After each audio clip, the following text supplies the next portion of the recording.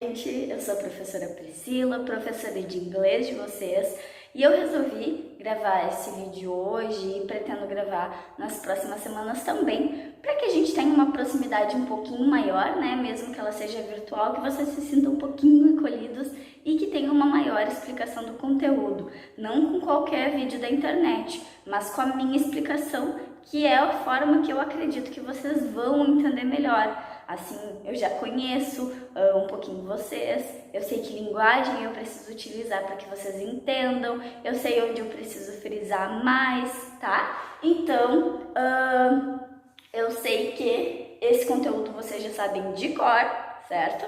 Vocês nem precisariam estar comigo aqui retomando ele, entretanto é um conteúdo base para todos os demais conteúdos de língua inglesa. E eu preciso que ele seja muito fixo para vocês aprenderem depois o Present Continuous, que é o conteúdo, então, de 7º ano, certo? Então, gente, só para retomar, nós vimos já em aula, né, desde o 6º ano, eu tenho certeza que vocês lembram, que nós temos as pessoas do discurso, né, o eu, você, ele, ela para coisa ou animal, lembram do it, a coisa? Então, o we que é nós, e o vocês, e they, eles e elas. Então, a gente tem as pessoas do discurso da mesma forma que a gente tem em língua portuguesa, que vocês utilizam lá para conjugar os verbos, certo? Aí, nós temos o verbo to be, olha só o verbo to be, que se resume em am, is e are, né? E esses três, eles podem significar os verbos ser ou estar. Então, se em inglês eu quiser falar alguma coisa como ser ou estar, eu vou utilizar sempre o verbo to be, tá? E ele não tem nenhuma mudança que nem o português, né? Tem amava, amou, amaria, amarão, né? É o verbo to be e basta. Então, o que eu vou dizer? Se eu quero dizer que eu estou feliz, eu vou pegar a pessoa eu, I, am, que é o único verbo to be que vai para a pessoa eu estou, I am happy, eu estou feliz. Então, olha só, peguei a pessoa, peguei o verbo to be e ele significa o verbo estar, certo? Então, daí na hora de traduzir a gente vai conjugar, eu estou feliz. Então, cada pessoa tem o seu verbo to be.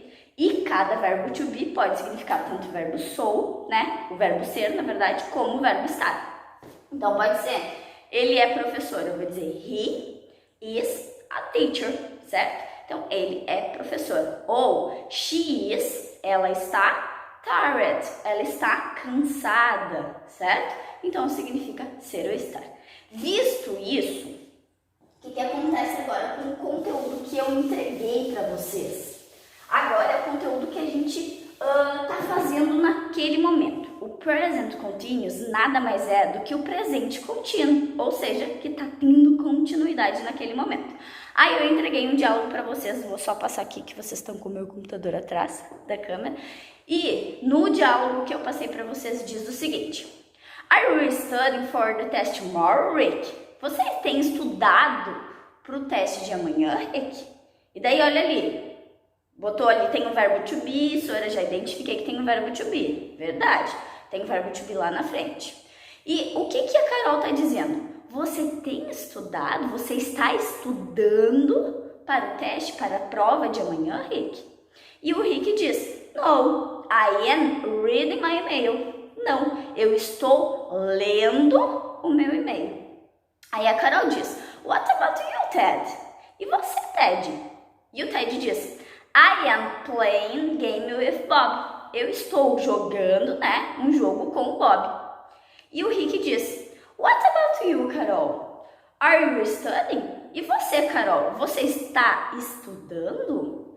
E a Carol diz, Of course I am. É claro que eu estou. Aí nas perguntas que tem ao lado, está pedindo para vocês circularem os verbos. Vocês podem, nesse momento, circular o verbo to be e o verbo de ação, né?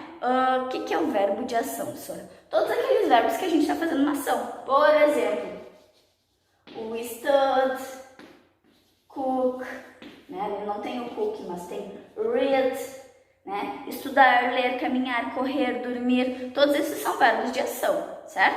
E os principais ali que tem é o studying, que é o estudando, reading, que é lendo, e playing, que é jogando, tá? Depois repete o studying de novo. Então vocês aí circulem os verbos to be e os verbos de ação. Aí tô pedindo quais são as formas infinitivas, ou seja, naqueles verbos de ação tem uma partezinha que se repete, né? E aí, sem essa partezinha é que são as formas infinitivas, certo? É a mesma coisa do que eu colocar aqui para vocês amar, né? E daí eu pensei assim, não, amariam, ó, amarão, Qual é a forma infinitiva?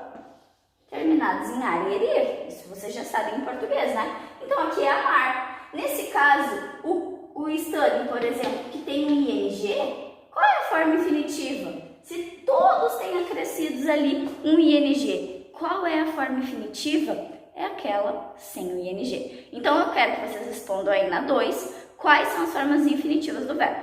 Depois, o que foi acrescentado igualmente a todos? Já dei a resposta, então fica ligado. E elas dão sentido de que será, gente? Quando eu estava traduzindo de algo para vocês, eu expliquei que no momento que a gente coloca um verbo to be mais um verbo de ação, ele dá sentido de continuidade. Então, como eu expliquei para vocês, o verbo to be ele significa ser ou estar, né? E daí, o verbo com ing vai ser assim, ó. Eu estou dormindo, eu estou fazendo, eu estou caminhando. Então esse ing dá aquele sentido, né, do gerúndio do verbo na língua portuguesa, que é aquele ando, endo, indo, fazendo, dormindo, comendo, né, cozinhando, é aqueles verbos que terminam em ando, endo, indo. E o ing significa isso. Só que a gente não diz em português, né, eu cozinhando. A gente diz eu estou cozinhando. A gente não diz eu dormindo. Estou dormindo.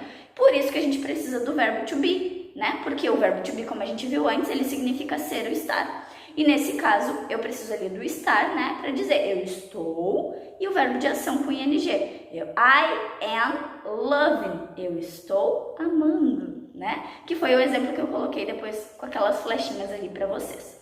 Então, gente, o que acontece na forma negativa?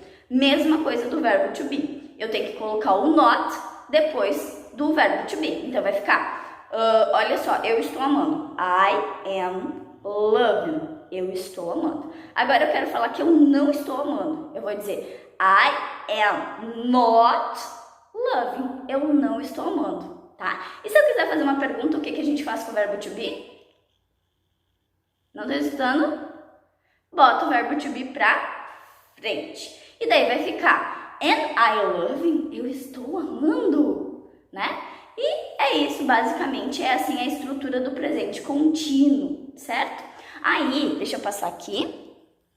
Vocês vão ter que completar ali na 1. Olha só, tem a pessoa, né? Por exemplo, Linda. Se eu tô falando da Linda, eu tô falando ela. Qual é o verbo to be que a gente usa para Linda? Is. Então, eu vou colocar Linda, né? Já tá ali. Is, e daí o verbo que está entre parênteses é watch. Watch é assistir. E daí a movie. E eu quero que vocês completem essas frases, tanto da 1 quanto da 2, com os verbos no presente contínuo. Então eu vou ter que olhar a pessoa, né? Botar um verbo to be, de qual pessoa é, e colocar o verbo que está entre parênteses, mas eu tenho que acrescentar o ing nesse verbo. Então vai ficar Linda is watching a movie. A Linda está assistindo um filme, tá? Então, ali na C, por exemplo, tá escrito they, né? They, o verbo to be é are. Então, vai ficar they eating, eles estão comendo fruit. Eles estão comendo fruta. E a número 2 também é assim, tá? Só que daí, ali é uma coisa muito louca, porque eles estão orbitando o planeta Terra, tá? Eles estão numa nave espacial e o pai do Miley está escrevendo para ele uma carta, mas é basicamente a mesma estrutura da 1. Vocês vão ver de quem eu tô falando, né? No caso ali, o primeiro espaço, how are you? We are great time. Como como você está, né? Nós estamos num ótimo momento. We are orbiting the Earth. Nós estamos orbitando a Terra.